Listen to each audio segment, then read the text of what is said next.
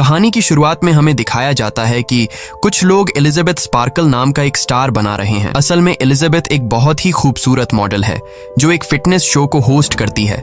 लोग एलिजाबेथ को इतना पसंद करते हैं कि इसके स्टार के पास आकर सेल्फीज बनाते हैं, लेकिन फिर वक्त के साथ साथ लोगों का इस स्टार से ध्यान हटता चला गया और ये स्टार टूट कर बिखर गया, जो ये साफ जाहिर कर रहा था कि लोगों का एलिजाबेथ स्पार्कल से इंटरेस्ट खत्म होता जा रहा है। सीन कट होता है और हमें एलिजाबेथ स्पार्कल को दिखाया जाता है जो एक वक्त अपनी जवानी के दिनों में बहुत ही खूबसूरत हुआ करती थी। हर जगह एलिजाबेथ के चर्चे थे, लेकिन अब वह बूढ़ी हो चुकी है और आज उसका 50वां जन्मदिन है। एलिजाबेथ अभी तक इसी शो को होस्ट करती है। शो की शूटिंग के बाद जब एलिजाबेथ वॉशरूम में जाने लगी तो उसे पता चला कि लेडीज वॉशरूम किसी वजह से बंद है, इसलिए वो मेल वॉशरूम में चली गई जहां पर शो का प्रोड्यूसर भी आ गया और ऐसे में एलिजाबेथ चुपके से एक बाथरूम में छिप जाती है। यहाँ प्रोड्यूसर फोन पर किसी से बात कर रहा था कि मुझे अपने शो के लिए एक नया चेहरा चाहिए।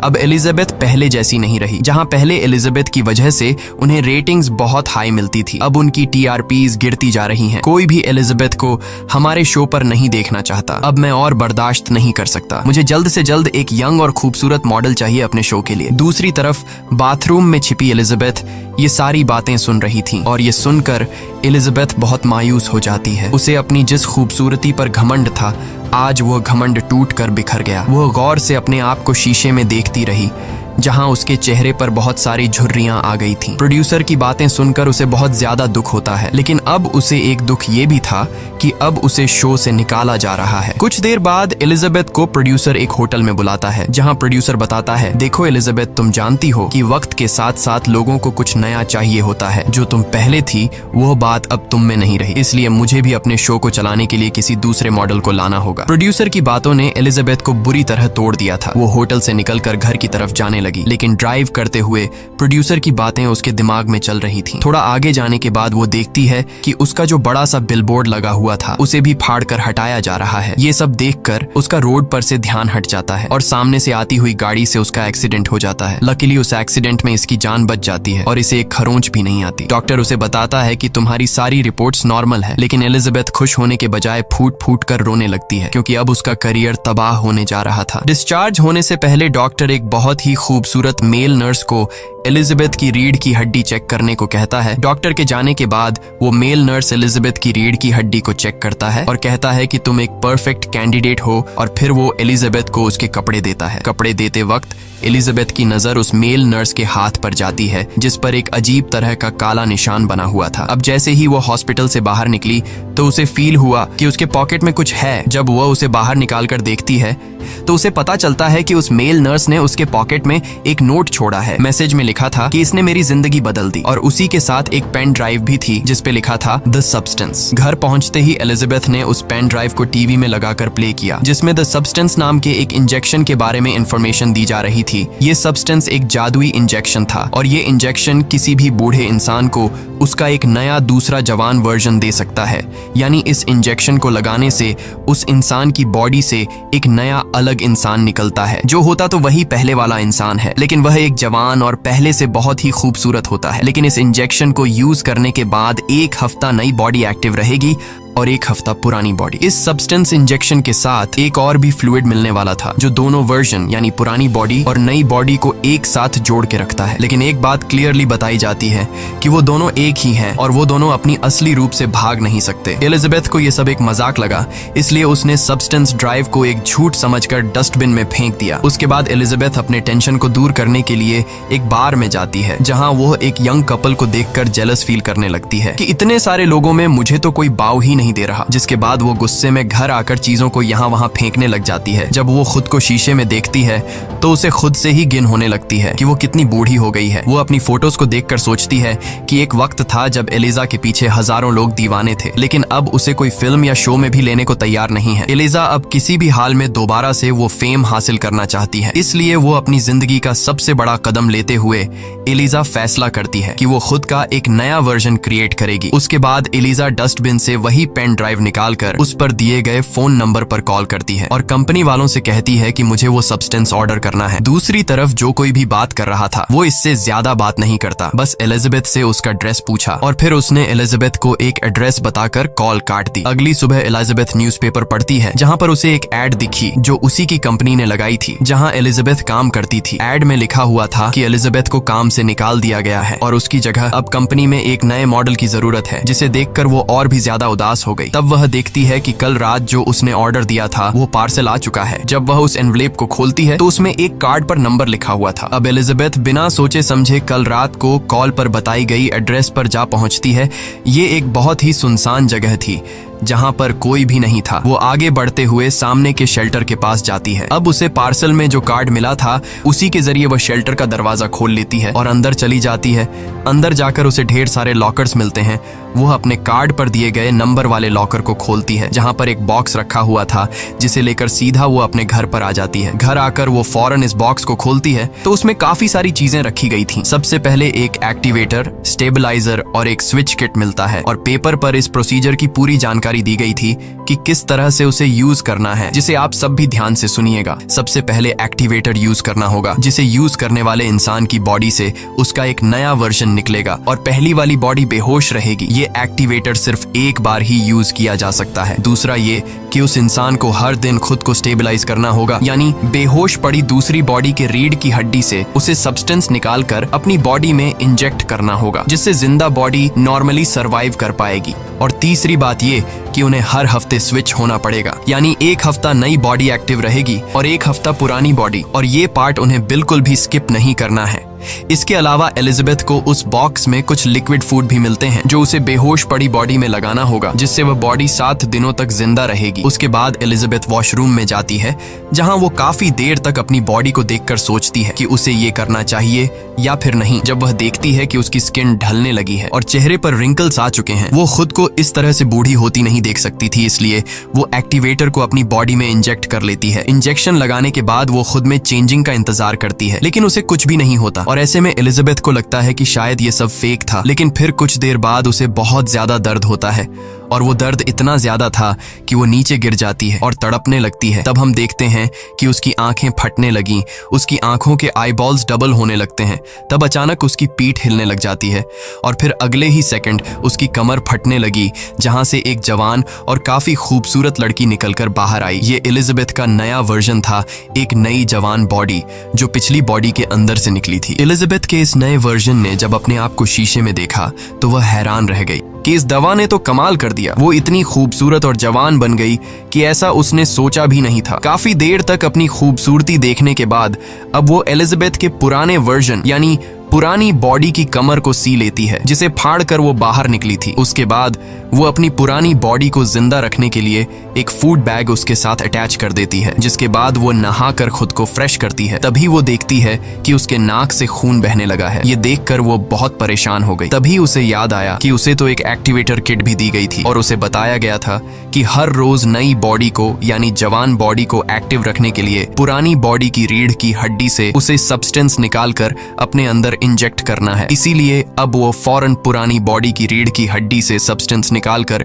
खुद में इंजेक्ट करती है और ये इंजेक्शन लगाने के बाद वो बिल्कुल नॉर्मल हो जाती है। इसके बाद वह तैयार होकर बाहर रोड पर निकल आती है, जहां पर मौजूद सभी लोगों का अट्रैक्शन वह खुद की तरफ खींच लेती है। इस वर्जन की खूबसूरती पहले से कई गुना ज्यादा थी। उसके बाद वो सीधा उस शो के ऑडिशन पर जाती है जहां से उसे निकाल दिया गया था। लेकिन अब एलिजा अपने पुराने लुक में नहीं बल्कि एक नए लुक के साथ थी। वहां एलिजा अपना नाम सू बताती है। सू की खूबसूरती देखकर सभी लोगों की आंखें खुली की खुली रह जाती हैं और प्रोड्यूसर ने भी सू को देखते ही फौरन सिलेक्ट कर लिया, क्योंकि सू इतनी खूबसूरत थी कि कोई उसे रिजेक्ट नहीं कर सकता था। इंटरव्यू में सिलेक्ट होने के बाद सू को याद आता है कि उसे तो हर हफ्ते अपनी बॉडी चेंज भी करनी है, जिसके लिए वह प्रोड्यूसर से झूठ बोलती है कि मेरी मॉम बीमार है और मुझे हर हफ्ते गांव जाना पड़ता है अपनी मॉम का ख्याल रखने के लिए। प्रोड्यूसर बिना सोचे समझे सू की शर्तें मान जाता है, क्योंकि वो सू को किसी भी कीमत पर खोना नहीं चाहता था और उसे पता था कि सू की खूबसूरती की वजह से उनकी शो की रेटिंग्स बहुत ज्यादा बढ़ने वाली है। बस फिर क्या, कुछ ही दिनों में सू काफी ज्यादा पॉपुलर हो जाती है और वो इस जॉब को बहुत एंजॉय कर रही थी। लोग उसके दीवाने हो चुके थे और लोग उसे ठीक वैसे ही पसंद करने लगे जैसे आज से कुछ साल पहले लोग एलिजाबेथ को पसंद करते थे। देखते ही देखते ठीक उसके घर के सामने एक बड़े से बिलबोर्ड पर सो का पोस्टर लगाया जाता है। इसी तरह से 7 दिन पूरे हो जाते हैं, यानी अब अगले 7 दिनों के लिए पुरानी बॉडी एक्टिव रहेगी। सू यहाँ स्विच किट का यूज करती है।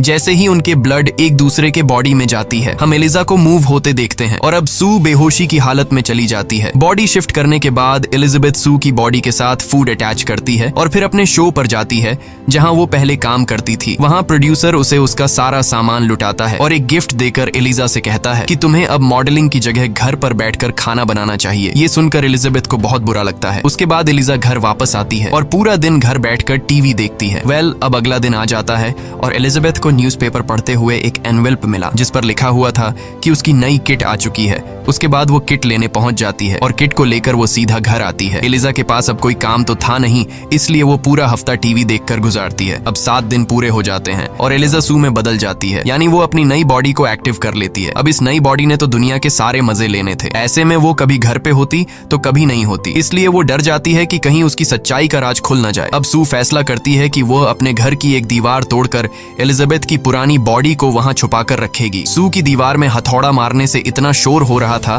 कि उसका पड़ोसी गुस्से से लाल हो गया और जब पड़ोसी सू को डांटने के मूड में उसके पास आया तो सू को देखकर उसके गले में सांस अटक गई, क्योंकि सू जो थी इतनी खूबसूरत। वो सू को डांटने के बजाय उल्टा उससे कहने लगा कि अगर मेरी मदद चाहिए हो तो मुझे बुला लेना, मैं पास में ही रहता हूँ। सू उसे थैंक्स कहकर दरवाजा बंद कर देती है और फिर वो अंदर आई और काफी मेहनत के बाद वो एक सीक्रेट रूम बना लेती है जिसके अंदर उसने एलिजाबेथ की बॉडी छुपा कर रख दी और साथ में एलिजा के सभी फोटोज को भी इस सीक्रेट रूम में रख देती है। सू को अपनी इस नई बॉडी में बहुत मजा आ रहा था और वो खूब एंजॉय करती है। इसी एंजॉय में 7 दिन कैसे गुजर गए उसे पता ही नहीं चलता और वो भूल जाती है कि आज शिफ्टिंग का दिन है। उसकी पुरानी बॉडी यानी एलिजाबेथ की बॉडी का फूड भी आज खत्म होने वाला था। सू अपने एक दोस्त को घर भी लाती है। जब वो अपने दोस्त के साथ बातचीत में बिजी थी तब अचानक उसके नाक से खून आने लगता है। वो अपने दोस्त को गेस्ट रूम में बिठाकर खुद बाथरूम चली आती है। बाथरूम पहुंचकर उसके नाक से और ज्यादा खून बहने लगता है और पूरी बॉडी में बहुत तेज दर्द होने लगता है। अब जाकर उसे समझ आया कि आज तो बॉडी शिफ्ट करने का दिन है, लेकिन अब सू बॉडी कैसे शिफ्ट करती, क्योंकि दूसरी तरफ उसका दोस्त उसका इंतजार कर रहा था। इसलिए वह बॉडी शिफ्ट करने के बजाय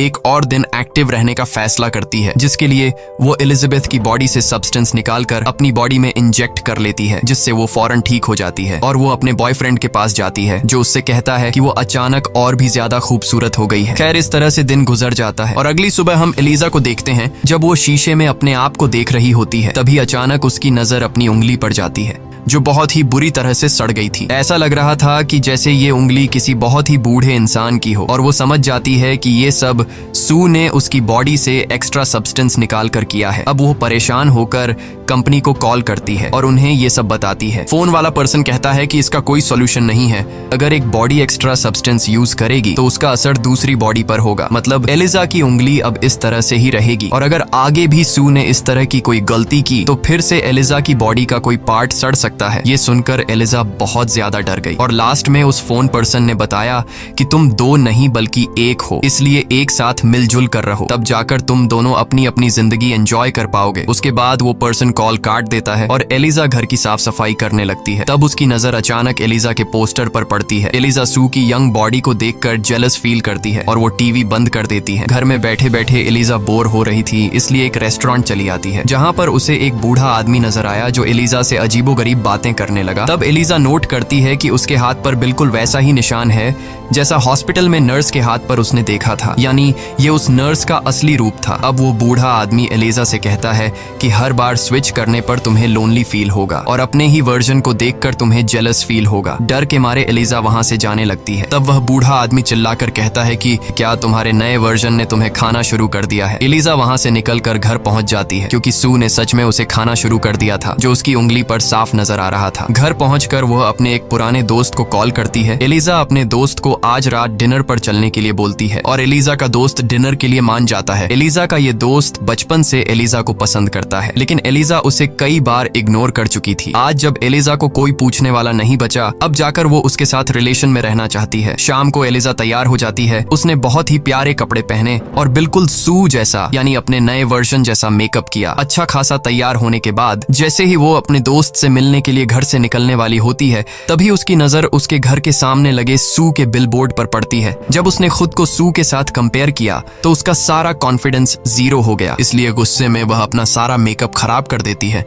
और अपने दोस्त से मिलने का प्लान कैंसिल करके सोफे पर जाकर बैठ गई। तब उसका फ्रेंड बार बार उसे मैसेज करने लगा, लेकिन अब एलिजा में रिप्लाई की हिम्मत नहीं बची थी। डिप्रेशन के चलते वो ढेर सारा खाना खाकर सो जाती है। सीन कट होता है और हम अगले दिन सू को देखते हैं। यानी एलिजा ने 7 दिन एक्टिव रहने के बाद अपनी बॉडी को स्विच कर लिया था। सू अपना शो कर रही थी, जहां डांस करते हुए उसकी बॉडी में से एक अलग तरह की चीज निकल आती है। वो जल्दी से शूटिंग छोड़कर वॉशरूम में चली जाती है। वो उस चीज को अपने हाथों से मूव करके अपने नर्व्स तक लाती है और फिर उसे बाहर निकालती है, जिसे देखकर सू को पता चलता है कि यह तो एक चिकन लेग पीस है जो रात में एलिजा ने खाया था। लेकिन तभी सू की आंख खुल गई। असल में सू सपना देख रही थी। सुबह जब सू शो के लिए निकलती है, तब वो देखती है कि एलिजा ने कल रात पूरा एक चिकन खा लिया था। वो समझ जाती है कि इसीलिए रात को मुझे चिकन का सपना आया था। अब सू एलिजा का कंप्लेंट करने के लिए कंपनी को कॉल करती है कि मैं पूरा हफ्ता काम करती हूँ और एलिजा बस दिन रात खाना टोसती रहती है। लेकिन वो दूसरा आदमी एक ही बात कहता है कि तुम दोनों एक ही हो और तुम्हें एक साथ मिलकर रहना होगा। इसके बाद सू अपनी शो के लिए चली गई, लेकिन वहां जाते ही वो यह देखकर घबरा गई क्योंकि शो के लोग शूटिंग का सामान पैक कर रहे थे और उन्होंने इसे बताया कि अब से ये शो नहीं चलेगा। सू को समझ नहीं आ रहा था कि ये सब क्या हो रहा है, इसलिए वो घबराकर प्रोड्यूसर के पास गई तो प्रोड्यूसर ने उससे कहा कि तुम अब यहाँ पर काम नहीं करोगी, बल्कि तुम हमारे नेटवर्क के सबसे बड़े शो में काम करोगी, क्योंकि तुम्हारी वजह से हमारे शो की रेटिंग्स बहुत ज्यादा बढ़ गई हैं। यह सुनकर सू के खुशी के मारे आंसू निकल आते हैं, लेकिन प्रोड्यूसर कहता है कि इसके लिए तुम्हें ट्रेनिंग के लिए किसी भी टाइम बुलाया जा सकता है। सू बिना कुछ सोचे समझे हाँ कर देती है। हालांकि यह शो उस दिन होने वाला था जब उसे अपनी बॉडी स्विच करके पुरानी बॉडी में जाना था। सू इस चीज की परवाह न करते हुए काफी दिन तक अपनी इस नए वर्जन में ही रहती है और इसे एक्टिव करने के लिए एलिजाबेथ यानी अपनी पुरानी बॉडी से स्टेबलाइजर निकालकर अपनी बॉडी में इंजेक्ट करती रहती है, जिसका असर एलिजाबेथ की पुरानी बॉडी पर हो रहा था। अब काफी दिन बाद जब सू ने अपने आप को स्विच किया तो हम देखते हैं इसकी रीढ़ की हड्डी से ज्यादा सीरम निकलने की वजह से इसकी आधी बॉडी बूढ़ी हो चुकी थी। यह देखकर एलिजा को सू पर बहुत ज्यादा गुस्सा आता है। एलिजा जल्दी से कंपनी को कॉल करती है और सू के इस करतूत के बारे में बताती है। कंपनी वाला पर्सन बताता है कि जो हो गया वो हो गया, अब इसे दोबारा ठीक नहीं किया जा सकता, लेकिन हाँ अगर तुम अब भी इसे रोकना चाहती हो तो रोक सकती हो और इसी हालत में तुम अपनी बाकी जिंदगी बिता सकती हो। ये सुनकर एलिजाबेथ उस कॉल पर्सन को मना करती है और फोन रख देती है। इसके बाद एलिजाबेथ को उस शो की तरफ से कॉल आई जो कि ये कॉल सू के लिए था। इसने फौरन दोबारा से अपनी बॉडी को स्विच कर लिया। बॉडी स्विच होने के बाद जब सू ने घर की हालत देखी तो पूरा घर बहुत ही बुरी हालत में था। ये देखकर सू बहुत ज्यादा गुस्सा हो जाती है और वह डिसाइड करती है कि अब वह दोबारा एलिजा के साथ स्विच ही नहीं करेगी। सू एलिजा की बॉडी से एक साथ पूरे 3 महीने का सब्सटेंस निकालकर अपनी बॉडी में इंजेक्ट कर लेती है। इसके बाद 3 महीने के बाद का सीन दिखाया जाता है जहां सू पूरे 3 महीने तक एक बार भी स्विच नहीं करके खूब मजे लेती है और अब न्यू ईयर ईव शो के लिए सिर्फ एक ही दिन बचा था। सू आज अपना एक नया बॉयफ्रेंड घर ले आई थी, तभी अचानक उसकी बॉडी में तकलीफ शुरू हो गई। वो समझ जाती है कि इसकी बॉडी में सब्सटेंस खत्म हो गया है,